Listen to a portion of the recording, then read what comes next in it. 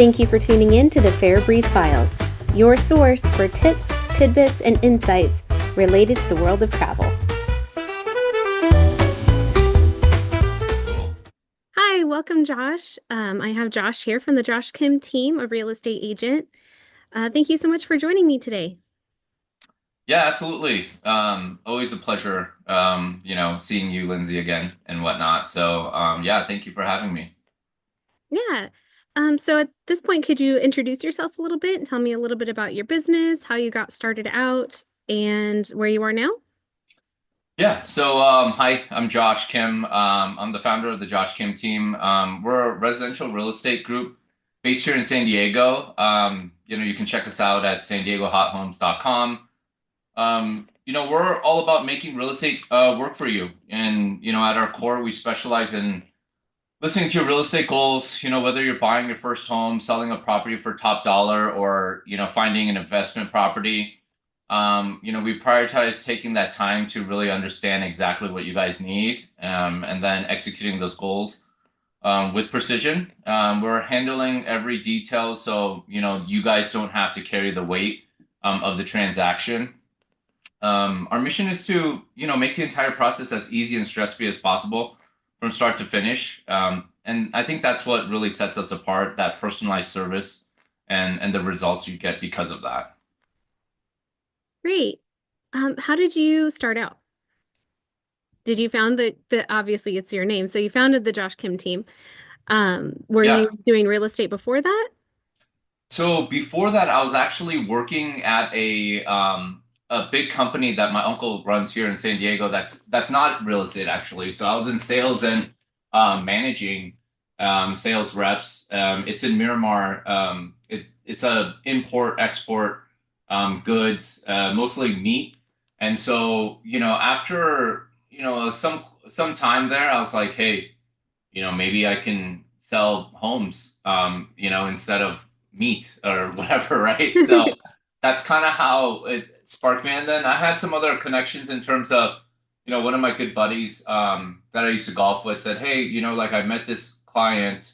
He used to sell cars, and he had a real estate agent actually come to one of his dealers, and she was buying I think like a moving truck or something like that, and he was like, "Hey, maybe you want to, talk to her." And I connected with her too. This was years back, but that's kind of how I got started. My family's always been, you know, buying homes and moving every couple years, and with that equity, moving up, and whatnot. So that's kind of how it started. And I've always liked working with people. I thought it was a good fit, and it lasted for this long, I guess. That's awesome.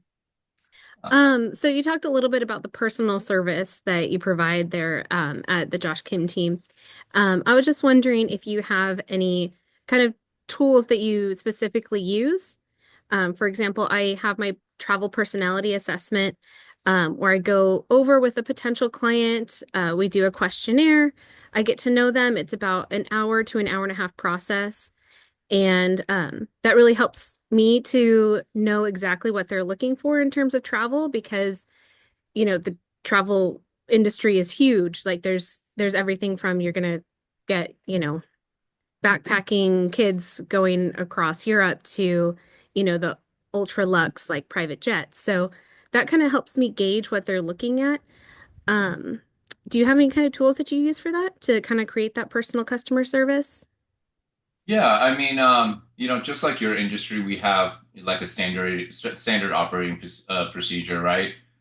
With the questionnaires and whatnot, and depending if you're a seller or a buyer, and what you really are looking for or what you're trying to do. And I think most importantly, with those systems, we do have CRMs and whatnot, and just having that information and having that initial meet, like you don't know if this person's gonna travel to X place, right? Or if they have kids and stuff. So we do a very deep dive.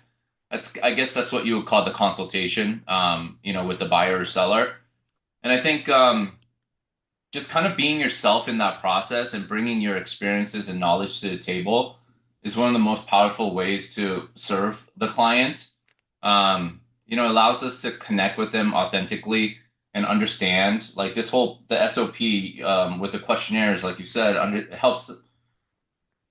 it helps us understand their needs on a deeper level, and that offers guidance that's rooted in genuine insight, right? Because we've worked with many clients and we can kind of navigate that initial process for them. But here's the thing, like no matter how much you bring to the table, we can't always accomplish everything a client might desire, and that's perfectly okay, right?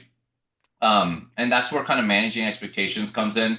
It's not about shutting down dreams or saying no outright. It's about creating clear and realistic path that helps your clients see what's possible. And by being upfront and transparent, you're just doing more than just serving them. You're empowering them to make an informed decision that aligns with what can actually be achieved. So yes, like we do have a strenuous, not strenuous, but a very deep process of figuring out what people are trying to do because every situation is different, right? Like some people are going through some things, and some people are just excited to get into a home. So yeah, I think that's very important, and we do have a serious sit down um, hour, 30 minutes, depending on the person, and really finding out what they're looking for. Yeah, that makes sense. I'm sure it helps to build rapport too with them. Yeah, absolutely. And I've always been a believer of like rapport, not just like, hey, you like, you know, the Padres, I like the Padres. Well, it's not really like that, but it's like knowing your stuff, and relying on past experiences. Maybe like, hey, I had a similar client in your situation, and this is how we solved the problem. So it's a combination of all that, yeah. And the relationship that you can build right on the spot of your authority and just your knowledge from your past experiences. Yeah. So how have you gone about really building your client list and meeting people that want to work with you? Yeah. So the client list or pipeline, we call it in my industry, evolves as you grow, right? So basic fundamentals is key. So when I first started, like I used to just straight cold call. And I was fortunate enough to have someone teach me who to call, what to say, when to do it, and actually held me accountable for the work, and it worked. Oh, um, yeah, surprise, right? And so as your pipeline grows, the prospecting doesn't stop. For example, we still focus on inbound leads that come through our platforms like san diego hot homes.com or open houses for our listings, but that's only half the equation. The other half, it's about connecting with people around you, right? Your community. And we've discussed this before, offline, where whether it's through a local club, a social event, or casual conversations, right, with just the people around you. Those interactions are opportunities to build relationships. So it's not. I guess there's an art to it, right? Most people that I meet, they know what I do, but we're not even talking about real estate, right? We're talking about other things, and someone might have a question, and I'll give them my opinion or expertise on it, and it just stops there. And you have to organically grow these relationships, and do the work of prospecting and following up and whatnot. So that's kind of how I built it. First it was just straight cold call. Getting to learn what responses, right, and what triggers the consumer and what they're actually looking for, because a lot of times when you call somebody and they might not be telling you everything, right? So, we ask good questions. So I think that's important.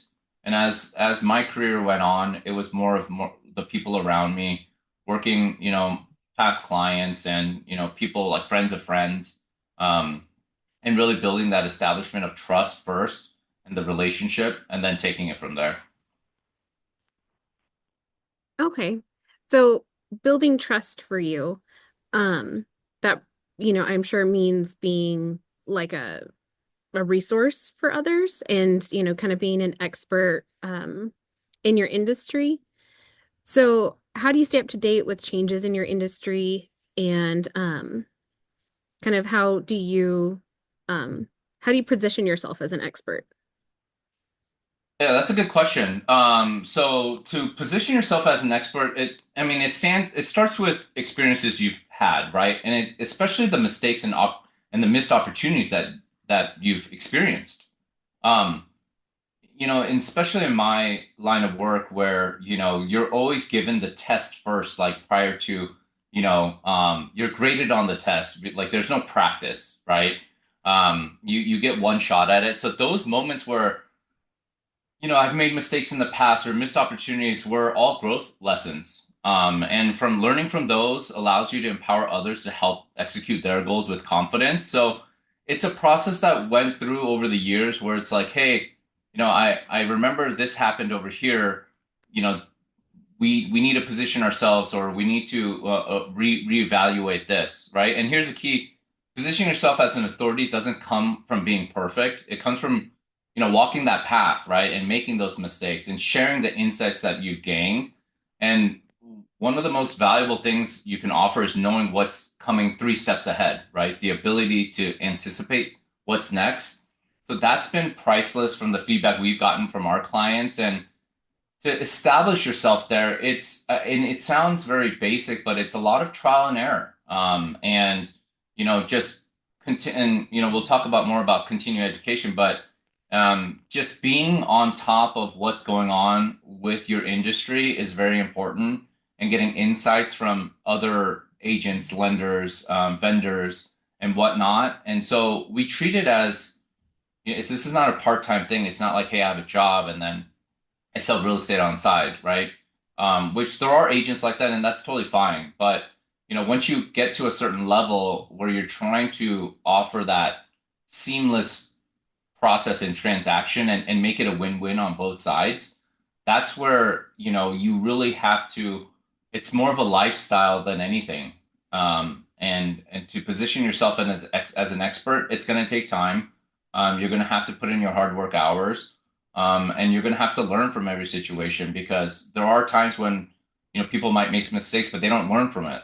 So that's been the biggest thing for us was learning from our mistakes and really capitalizing on, hey, let's not do that again, and this is what we can do to make it better. Okay. So what I hear you saying is a lot of kind of growing your own knowledge as well has been through trial and error. Yeah, well, absolutely, absolutely. Trial and error, and continued learning is big for us, right? So listening to podcasts, going to seminars, masterminds, and having a good group of agents, lenders here in San Diego County that we can align with, to share ideas together.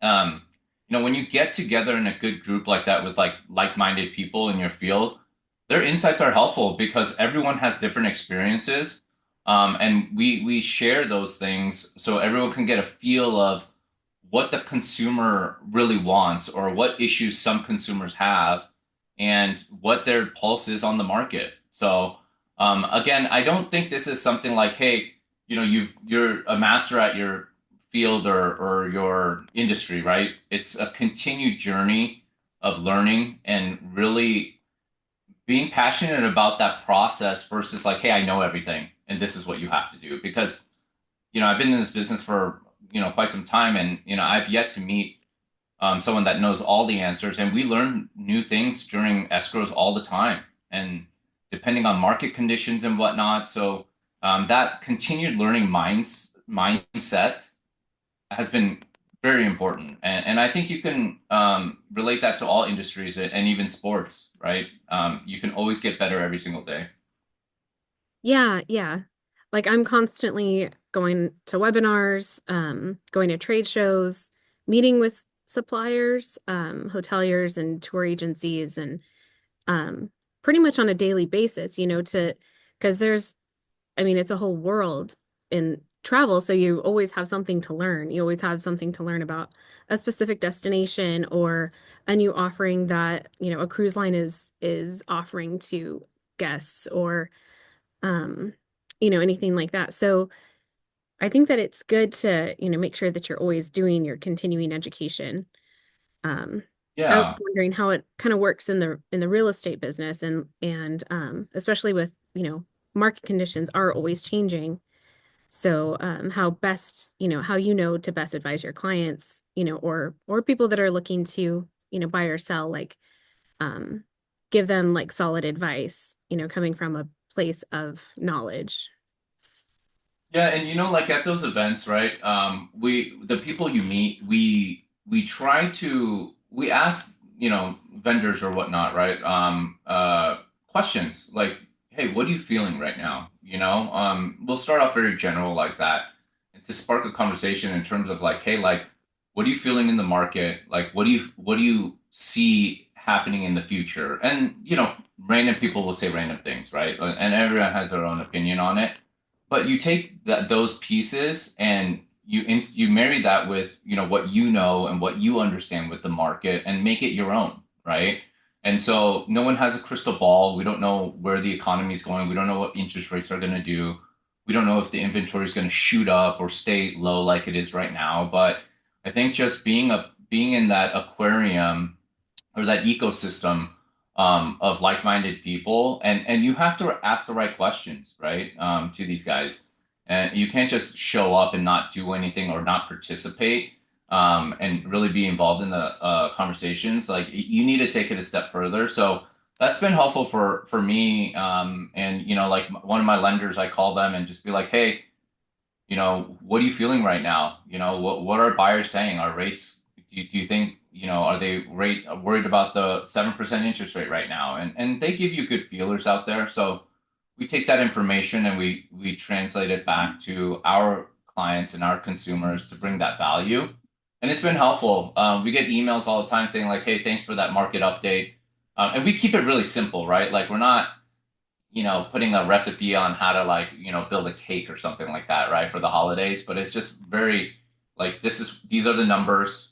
Give us a call if you want to have a discussion about this, and we'll give you our insight, right? So pretty black and white, and it's been good for us. And we like to be pretty straightforward and honest of what we feel in the market. Yeah, I'm sure it's actually really good to have good partnerships as well, like with your lenders and have ones that you recommend. Yeah, yeah. And kind of going back to the authority thing, right? So like, not everybody we meet are gonna buy or sell, and some people literally buy something in a week, where some people it takes them 3 years, right? Or 5 years. And so, when we want to be a resource for the community, and therefore, like you said, it's good to have these relationships with vendors and like lenders, like you said. But our other part of the relationship is like like handymen, electricians, plumbers, right? Because they're actually going to go to your house and work on something like your biggest asset that you probably own, And so we really want to, if you call us and say, hey, Josh, you know an electrician or a plumber, like we want to bring someone that we trust and that we've worked with or our clients have worked with. And again, that's showing the value and the authority in the marketplace, right? Because, hey, this guy actually did it for my house. Why don't you check him out? And so little things like that. I believe go a long ways, especially like your industry and my industry, where it's not immediate, right? Things don't happen. I might be planning my trip to Europe, a year from now, and you don't know what the market's going to be like, but you have a sense, and I can always go to you for a resource of like, hey, what should I do to prepare, or any suggestions like during this time because I'm going to be going in, let's say November or something. So yeah, just establishing yourself as somebody that doesn't have all the answers, but has the resources to help you get what you want. I think that's been huge. And not a lot of people understand that because you don't have to know everything, but you need to know where to get it. Um, and that's been good for us. Yeah, that's great. Sorry that a truck is being really loud now, so hopefully you can still You're hear good. me. Yeah, you're good. You're good. Um, yeah, no, that's really insightful. Um, so I guess my final question, since we're going to be wrapping it up here, is, uh, well, first I'm going to I'm gonna just ask you this kind of more fun question is where have you traveled and what would be your dream travel destination? Oh, I didn't know you were gonna hit me with that. I'd say recently, this in the end of 2024, we went to Korea. We haven't been back since 2019. You know, when COVID happened and all that stuff, it was hard to, get on the plane and go. But we went to Korea recently, and then we actually did a quick Cancun trip.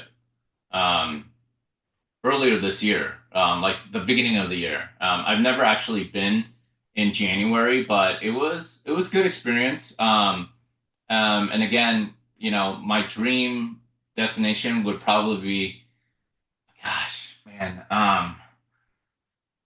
There's just so many places I don't travel that much, just because of work. But if I had to go, I would like to go to Europe. I don't know where, but I've never been, and so that's kind of it's on our radar to try to visit Europe at least one time before, yeah, just we want to go to Europe. I think that would be a good experience. Yeah, absolutely. Well, you know who to contact when you decide to Yes, start planning ahead. yes. No, Europe is amazing. There's so much to see and do, and it's very hard to narrow it down. And then when you go, you're like, oh, I have to go back because I missed all of this stuff. So, Yeah, yeah, that's the thing too. Like even when we go to Korea, we're like, hey, we should just gone to Japan because it's like right there. And even when you're in Korea, like there's so many things to do and you only have X amount of time. So I think that's where, your value comes in, right? Like, hey, these are like the must stop places that you need to go when you're at this destination. So yeah, I'll definitely be hitting you up for the Euro trip. yeah, definitely. Yeah, travel can be addicting in a lot of ways, you know. Yeah, no, absolutely. Like, when you go somewhere, you don't want to come back. That's the problem with traveling. Yeah. Yeah, because yeah, there's always so much more to do. Yep, yep. Well, great. Thank you so much for joining me today, Josh. I really appreciate all your insights and your knowledge that you have for especially the market here in San Diego. And yeah, I would like to know what is the best way for if someone would like to reach you. I know you have an Instagram. Yeah. You can always hit me on Instagram. I'll have my phone on me almost all day. So Instagram, Josh Kim SD underscore. Or you can visit our website, san diego hot homes.com. Or my email, josh@joshkimteam.com. They'll all lead you to the same place. So yeah, no, thank you for having me, Lindsay. It was nice seeing you again. And yeah, I will definitely be letting you know. So hey, keep me in mind, okay, for the Europe destination. All right. Great. Thank you so much, Josh. Have a great day. All right. See ya. Bye.